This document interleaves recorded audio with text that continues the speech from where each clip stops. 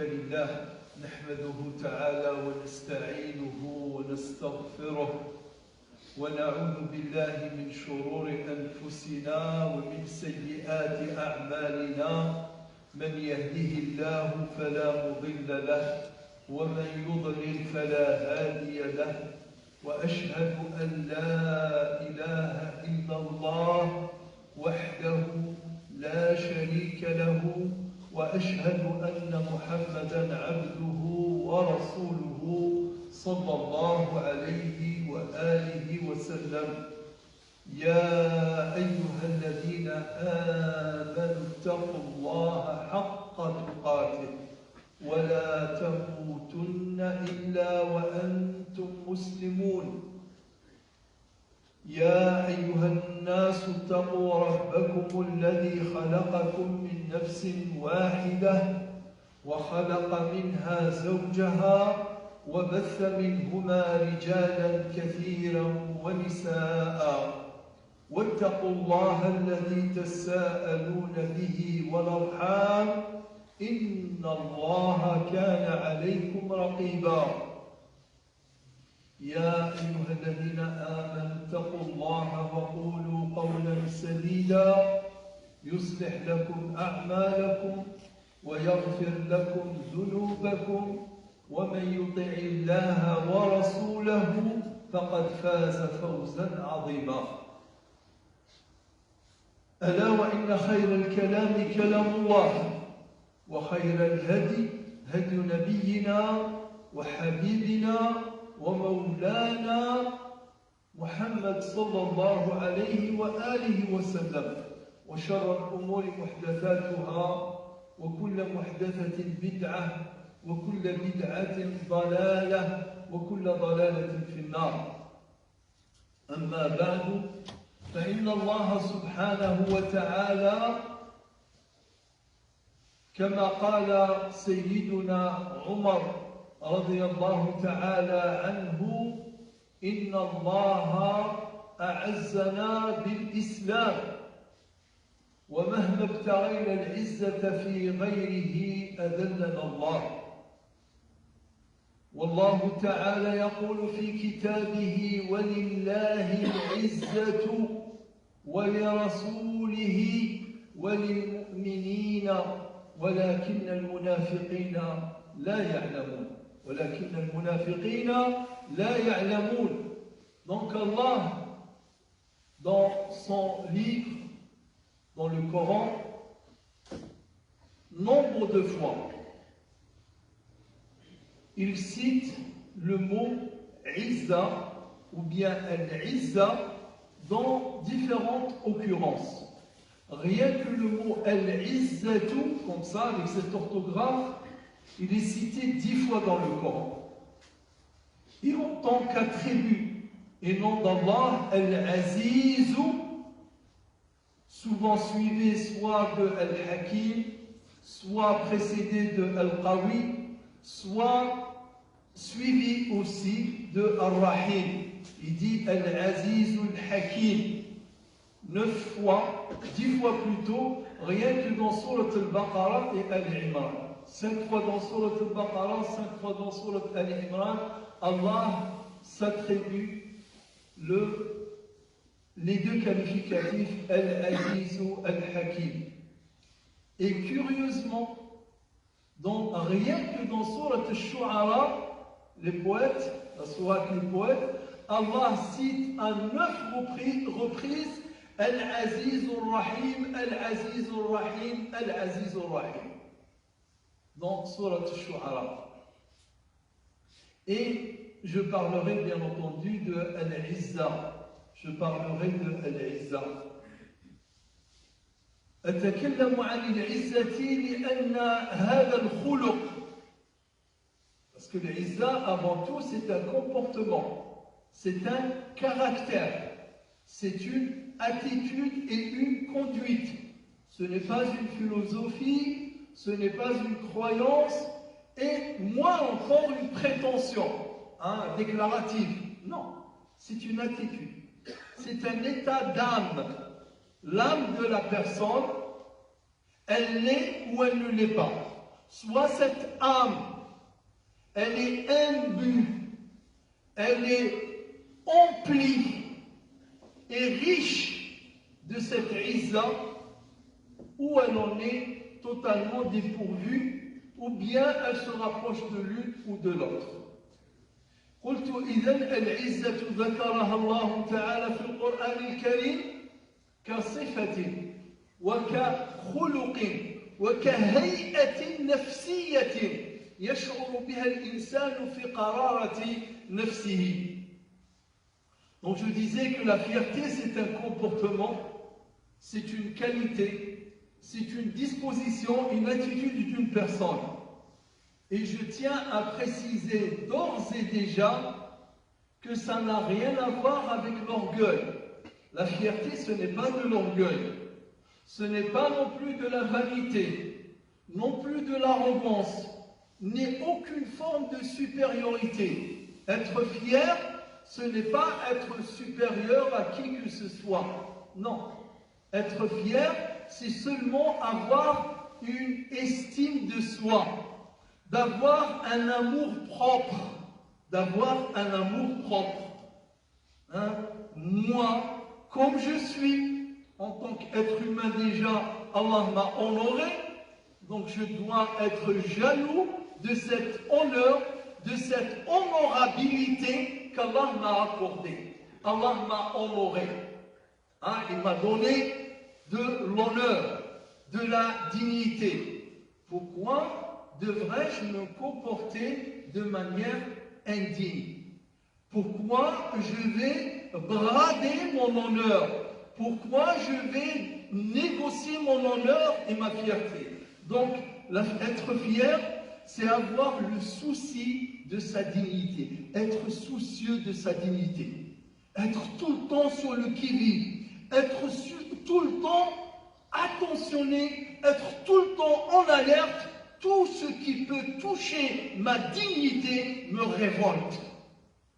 Hein? Tout ce qui touche ma dignité doit trouver en moi une résistance, un rejet, que ce soit un propos, que ce soit un acte, que ce soit un geste, que ce soit un discours. Tout ce qui touche ma fierté, tout ce qui touche ma dignité doit me trouver vigilant, prêt à rejeter ce qui touche ma dignité. C'est ça la fierté. C'est ça le fait d'être fier. Avoir une estime de soi-même. Bien entendu, comme je l'ai dit, c'est le contraire de cette fierté. Ce n'est pas du tout d'être moi je suis musulman, non. Je suis musulman.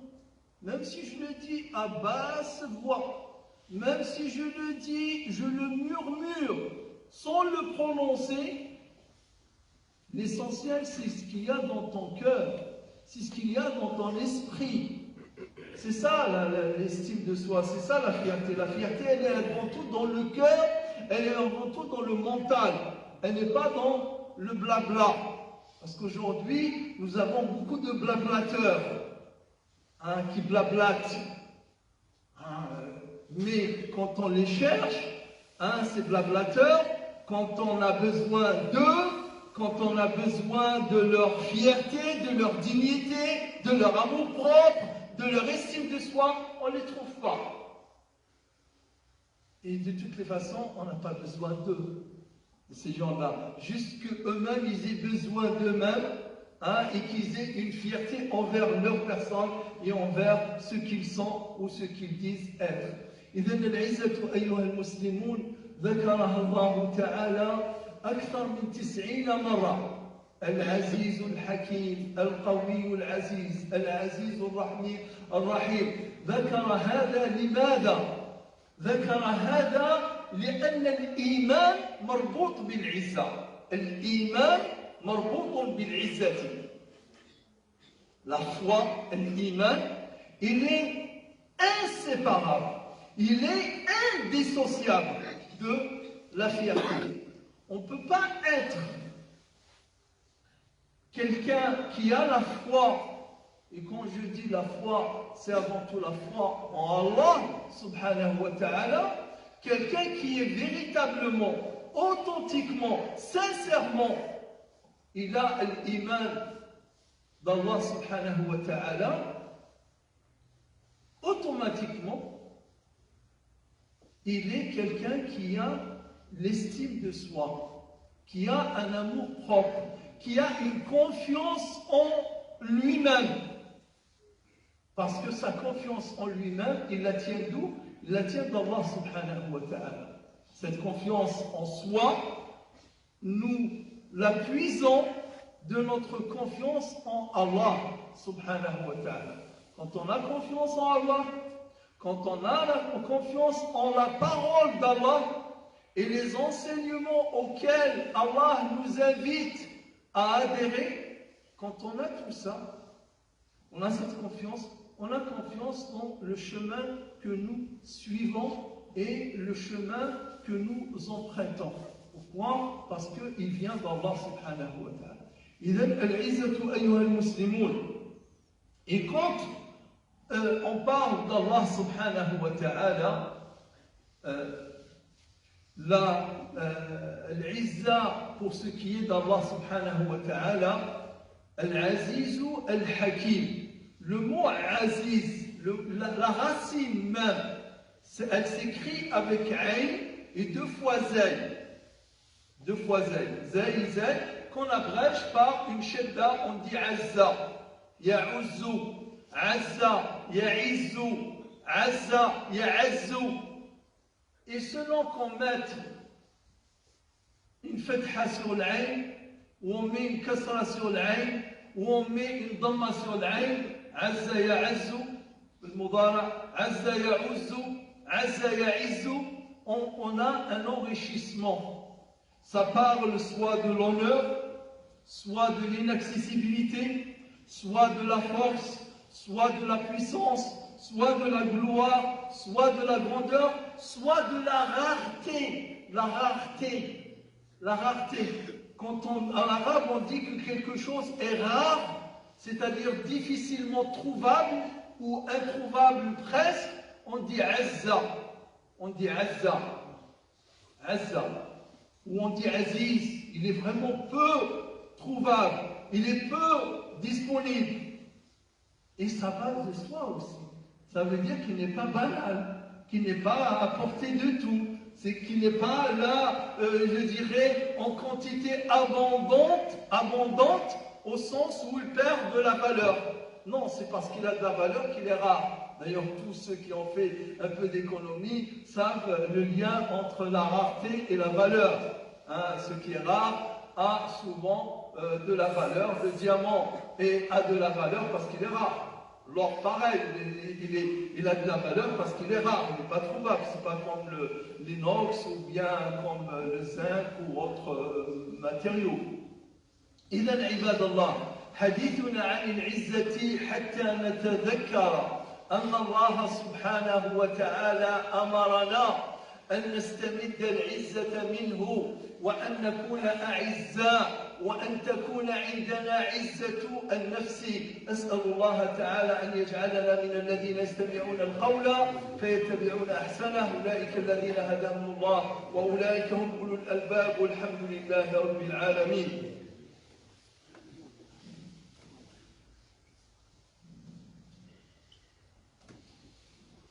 الحمد لله حمدا يوافي نعمه ويكافئ مزيده. سبحانك اللهم لا نحصي ثناء عليك أنت كما أثنيت على نفسك. اللهم صل على محمد وعلى آل محمد كما صليت على إبراهيم وعلى آل إبراهيم وبارك على محمد وعلى آل محمد كما باركت على إبراهيم وعلى آل إبراهيم في العالمين إنك حميد مجيد. ثم أما بعد، يقول الله سبحانه وتعالى: ذكرت الآية ولله العزة ولرسوله وللمؤمنين ولكن المنافقين لا يعلمون. Un hypocrite à midi a parlé, s'est attribué l'izza à lui, l'honneur et a attribué le déshonneur au prophète sallallahu alayhi wa sallam, et Allah n'a pas laissé ce propos passer. Il l'a relevé subhanahu wa ta'ala, il a mis le point sur ce mot, il a répondu en disant que Al-Izza, la fierté, l'honneur, il appartient à Allah, à son messager et aux croyants. Et de même qu'Allah subhanahu wa ta'ala il dit dans Surat Fatir, Man kana yuridu al-izzata falillahi al-izzatu jami'a. Celui qui recherche un quelconque honneur, celui qui recherche une quelconque fierté, qu'il la recherche auprès d'Allah subhanahu wa ta'ala, car tout l'honneur, toute la fierté, toute la puissance, toute la considération, toute la dignité appartient à Allah. Et c'est pour cette raison que versets 138, 139, je vous invite particulièrement ces deux versets à les relire et à les méditer. Versets 138, 139 de Surat An-Nisa, où Allah Ta'ala il dit Bashir al-munafiqin, annonce cette nouvelle aux hypocrites, bi'anna lahum 'adhaban alima, qu'ils auront un châtiment douloureux. Ça, c'est dans l'au-delà, auprès d'Allah. Qui sont-ils ces hypocrites? الذين يتخذون الكافرين أولياء من دون المؤمنين.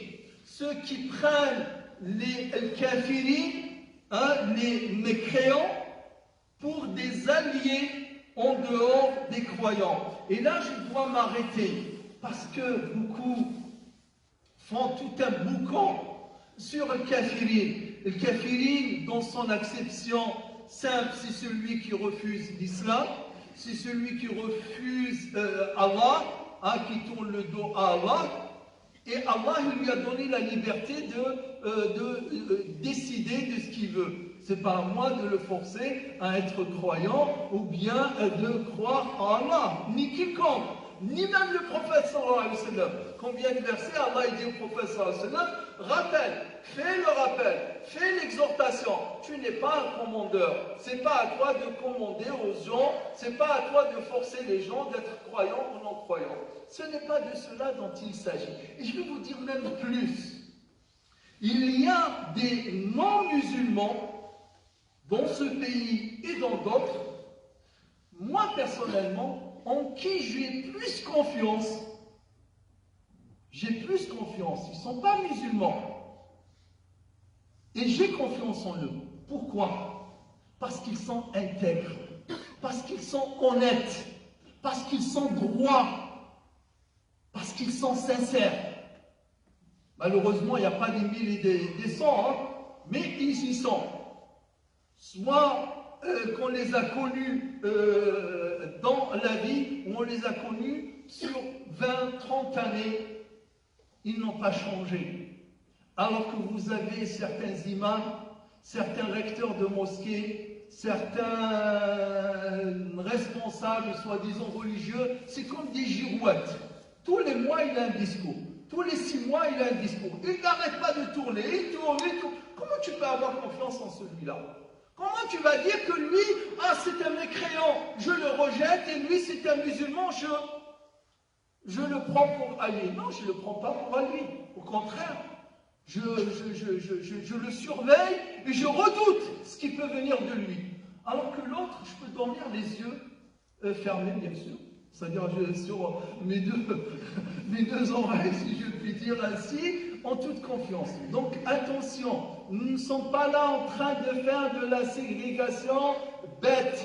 Non, il y a un musulman, il y a un croyant en qui tu dois faire confiance et à qui tu fais confiance et toute confiance. Parce qu'il en est digne. Il en est digne. Et il y a un autre en qui tu ne fais pas confiance. Parce qu'il est indigne de cette confiance.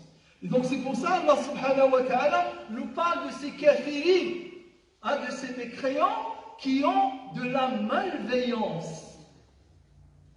Un mécréant dans le Coran, souvent, il est cité dans le sens pas de ce qu'il a comme foi ou il n'a pas comme foi de ce à quoi il adhère comme croyance ou à ce qu'il n'adhère pas comme croyance. C'est surtout par rapport à son comportement, par rapport à son hostilité, par rapport à sa, comment dirais-je, malveillance, par rapport aussi à ce qu'il profère comme propos et ce qu'il prêche comme propos qui sème la haine des musulmans, qui sème la haine de l'islam. C'est ça le kafir dans le sens du Coran, dans le grand sens où Allah Ta'ala dit celui-là tu ne le prends pas pour allié. Donc, et l'alliance et al-wala, ce n'est pas de l'amitié, ce n'est pas non plus de la bonté, ce n'est pas de la correction. Celle-ci, elle est un devoir. Le musulman doit avoir la correction, doit avoir la bonté, doit avoir la sincérité du comportement envers tous, qu'ils soient croyants ou non croyants. La bonté, la sincérité, le bon comportement, la droiture et tout cela n'a pas un lien avec la foi, mais il y a un lien avec la personne. J'ai travaillé avec des gens pendant 20 ans. On travaillait, on se rencontrait 7 fois par jour.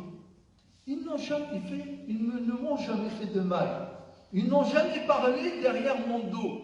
Bien au contraire, je me suis présenté pour être le représentant, ils m'ont élu représentant des travailleurs. Et tout ça.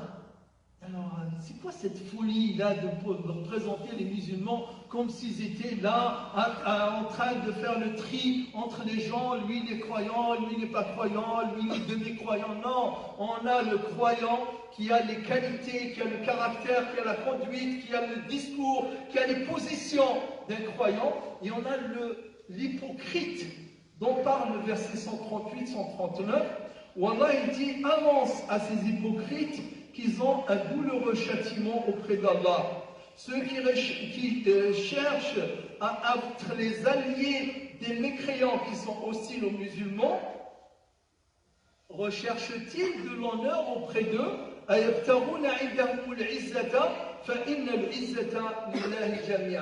vais vous terminer par un sens large de l'Izza. Juste cette anecdote pour avoir une image. Et on raconte que le roi d'Égypte, c'était au 19e siècle, réduit, est allé à Al-Azhar, est allé en visite à la mosquée d'Al-Azhar. Comme vous savez, la mosquée d'Al-Azhar, c'est un lieu de prière et c'est en même temps une université. Dans la salle même de prière, il y a des cercles d'études de toutes les sciences. De toutes les sciences, de la logique, les mathématiques, bien sûr les sciences du Coran, les sciences du hadith, etc. Et donc le roi en rentrant, et là tout le monde a cessé toute activité. Celui qui était en train d'enseigner a arrêté d'enseigner, celui qui était en train d'écrire s'est arrêté d'écrire, et tout le monde s'est mis debout pour recevoir le roi qui vient à la mosquée. Et il passait devant un cercle qui était un peu plus loin. Quand il s'était rapproché, tous les étudiants se sont levés et l'enseignant, le maître qui dirigeait ce cercle d'études est resté sur sa position. Il avait les pieds tendus et il est resté dans sa position. Bien sûr, il a salué respectueusement le roi, mais il est resté dans sa position. Le roi lui a rendu le salut, il a terminé son chemin. Arrivé chez lui, on rapporte qu'il a dit, le vieux là, le cheikh, qui était dans son cercle d'études et qui est resté les pieds tendus, donnez-lui ce cadeau, lui a donné une certaine somme d'argent, et dites-lui que le roi lui dit bonne continuation dans ce que tu fais, tu enseignes, tu donnes. Et quand on vient voir ce cheikh, on lui donne ce cadeau, on lui dit c'est de la part de Khidiwi, c'est pour toi, c'est un cadeau. Il a dit non, je ne l'accepte pas. Celui qui se permet de tendre ses pieds, il ne peut pas se permettre de tendre sa main. Moi, j'ai pas besoin, j'ai pas demandé. Je me permets de tendre mes pieds et rester à mon aise. C'est la position qui me met à l'aise. C'est pas du non-respect à ses étudiants, c'est pas du non-respect au roi. Non, il est à l'aise comme ça. dans cette position, il a dit celui qui se permet de tendre ses pieds ne se permet pas de tendre sa main. Voilà, c'est ça l'Izza. C'est une des sortes de l'Izza. L'Izza, une autre anecdote de Omar ibn Khattab, radiyallahu anhu, il était avec Abu Ubaida, Amir ibn al-Jarrah. Ils allaient en visite dans un endroit où ce ne sont pas des musulmans à cet endroit-là, au Moyen-Orient. Et arrivés dans un endroit qui était à proximité de leur destination, le terrain était marécageux. Donc Omar ibn Khattab, il est descendu de son cheval, il a enlevé ses chaussures et il les a mis sur son épaule. Donc il les a noués, il les a mis sur son épaule. Et donc il tenait la bride de son cheval et il marchait. Abu Ubaida, quand ils ont commencé à se rapprocher de la ville, il s'est tourné vers Omar ibn Khattab, radiyallahu anhu, il a dit « J'aime pas que les gens te voient dans cette position. Je n'aime pas. Il me déplaît que les gens te voient ainsi dans cette position, les pieds nus, pataugeant dans le marécage et tenant ton cheval. » Omar ibn Khattab, radiyallahu anhu, il s'est tourné vers lui. Il dit « Pourquoi cette position ne te plaît pas? Heureusement que ça vient de toi. Parce que si c'était quelqu'un d'autre qui l'avait dite, je l'aurais corrigé. Je lui aurais donné une correction. » Et c'est là où il a dit son propos célèbre avec lequel j'ai commencé. نحن قوم أعزنا الله بالإسلام فمهما ابتغينا العزة في غيره أذلنا الله. C'est pas nous sommes un peuple, nous sommes une communauté que Allah a honorée par cette religion. Et quel que soit l'endroit ou la manière dont on recherche l'honneur ailleurs, nous ne la trouvons pas. Donc Omar ibn Khattab, il a vu que ce n'était pas dégradant de composition, c'était trop humble peut-être, c'était trop modeste peut-être, mais c'était pas, ça ne touchait pas son honneur. Donc il est resté comme cela. Dernier propos quand même, verset 65 de Sourate Yunus. Là aussi, je vous y invite. Allah dit à son prophète, ولا يحزنك قولهم إن العزة لله جميعا هو السميع العليم. Là aussi, par rapport au propos, par rapport au discours, verset 65 sur le Yunus, ولا يحزنك قولهم. Ô Muhammad, ne sois pas attristé, ne t'attriste pas, ولا يحزنك. Ne sois pas attristé par leurs propos, car l'honneur et la fierté, elle appartient toute entière à Allah. C'est lui l'entendant qui entend et c'est lui le savant. Il sait ce qu'ils disent, il sait ce qu'ils disent et il entend ce qu'ils disent. Ne sois pas attristé par ce propos. Alors, c'est ça aussi, de ça aussi, dont nous parle Allah Ta'ala quand il nous parle de la fierté. On est fier de ce qu'on est et avant tout je suis fier de moi-même, de ma personne, j'ai un amour propre, j'ai une estime de soi et cette estime de soi, même si je suis le plus pauvre, même si je suis au bas de l'échelle, mais l'honneur c'est autre chose.